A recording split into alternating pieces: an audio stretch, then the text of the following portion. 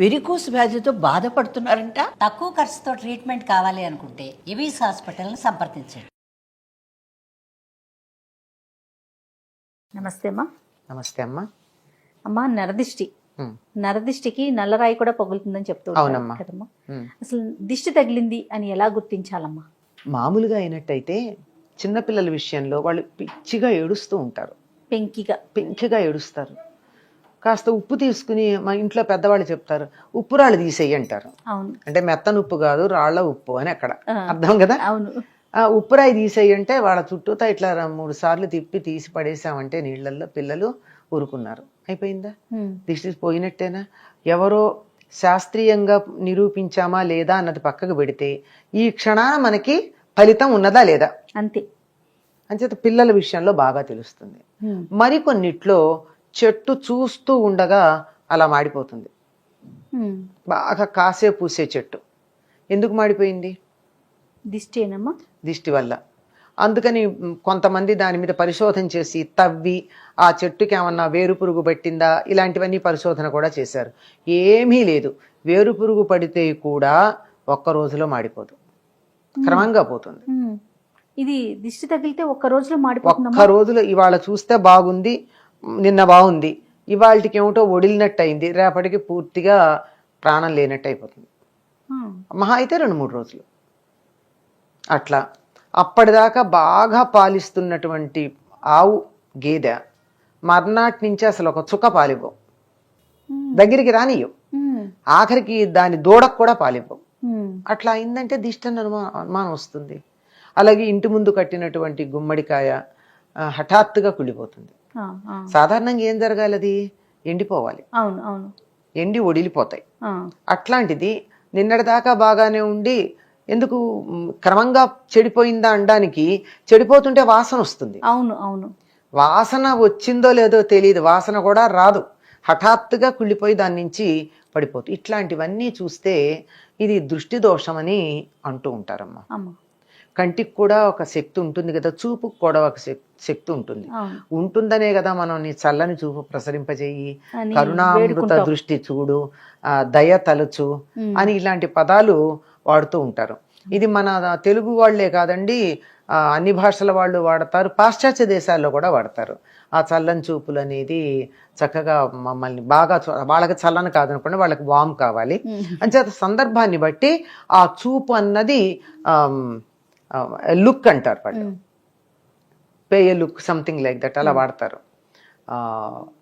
ఆ విధంగా చూపుకి అంతటి శక్తి ఉంటుంది అని మనకి అందరూ చెప్పేటటువంటి మాటే. కనుక 10 మంది ఒక దాన్ని చూసి అసూయ పడితే, అసూయతో గనక చూసినట్టయితే, ఈర్ష్య, అసూయ కన్నా కూడా ఈర్ష్యతో గనక చూసినట్టయితే అది ప్రతికూల ప్రభావం కలుగుతుంది. అందువల్ల వాళ్ళకి ఏదో ఒక హాని కలగడం జరుగుతూ ఉంటుంది.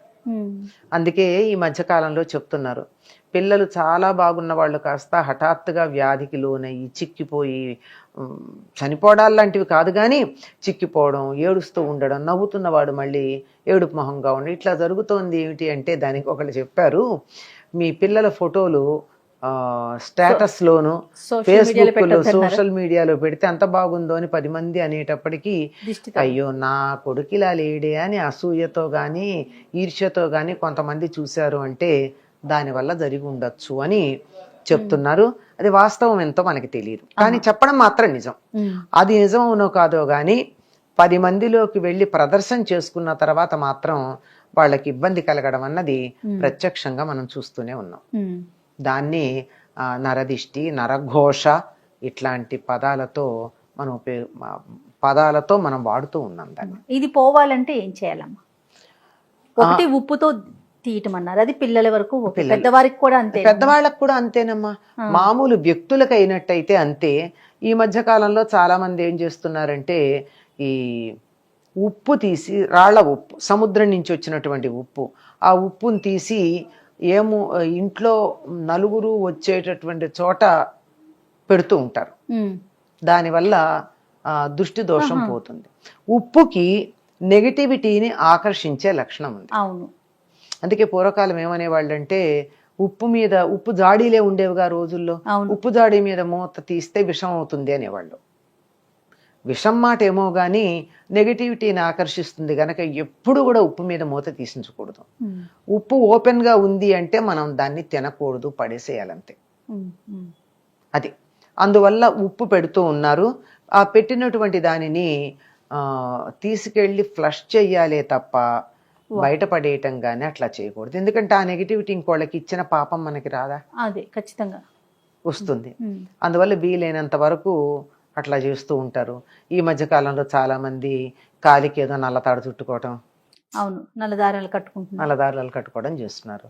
పూర్వం అయితే దిష్టి చుక్క పెట్టుకునేవారు. అది కూడా బ్యూటీ స్పాట్ అవడని. పూర్వకాలం సినిమాలు చూడండి, అందరికీ ఒక బ్యూటీ స్పాట్ ఉంటూ ఉండేది. అది పిల్లలకైతే పెద్ద అందంగా ఉన్న పిల్లలకి, చంటి పిల్లలకి పెద్ద నల్ల చుక్క ఒకటి పెట్టేవారు బుగ్గన, దిష్టి చుక్క. అంతెందుకండి, పెళ్లి కూతురికి పెళ్లి కొడుకుకి పెడతారు. ఎందుకని? అసలు ఆ సమయానికే ఆ పెళ్లి కూతురులోను పెళ్లి కొడుకులోను ఆ అలంకారానికి ఒక కళ వచ్చేస్తుందమ్మా, లక్ష్మీనారాయణ కళ. ఆ కళ వల్ల వాళ్ళ వంక ఆకర్షణగా చూశారనుకోండి అందరూ. ఎవరో ఒకళ్ళకి కొంచెం చెడ్డ ఆలోచన ఉండదా, నా కూతురికి ఇంకా పెళ్లి కావదర్లేదు, నా కొడుకు ఏమిటో ఎప్పటికీ చూస్తానో ఇట్లా అనేటటువంటి ఆలోచన తనకి లేదు అనుకోవడం పర్వాలేదు గాని వీళ్ళకి వచ్చేసింది అని ఈర్ష్య పడతారే, ఆ ఈర్ష్య దృష్టితో గనక చూసినట్టయితే తప్పనిసరిగా వాళ్ళకి కొంచెం దోషం వస్తుంది.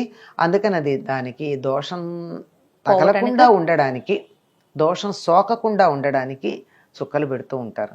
ఇది వ్యక్తులకైతే. ఇంటికైతే ఇంట్లో అయితే ఉప్పు పెడతాం. ఇంటి ముందు గుమ్మడికాయ కడతారు, బూడిద గుమ్మడికాయ. ఈ బూడిద గుమ్మడికాయకి దిష్టిని ఆకర్షించే లక్షణం ఉంటుంది. దానికి అందుకే సిగ్గులేంది అని చెప్తూ ఉంటారు గుమ్మడికాయని, బూడిద గుమ్మడికాయని.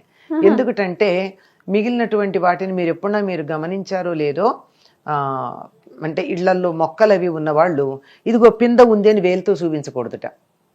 వేలుతో చూపించకూడదు. ఎక్కడుందంటే ఇట్లా చూపిస్తారు, వేలు కొస.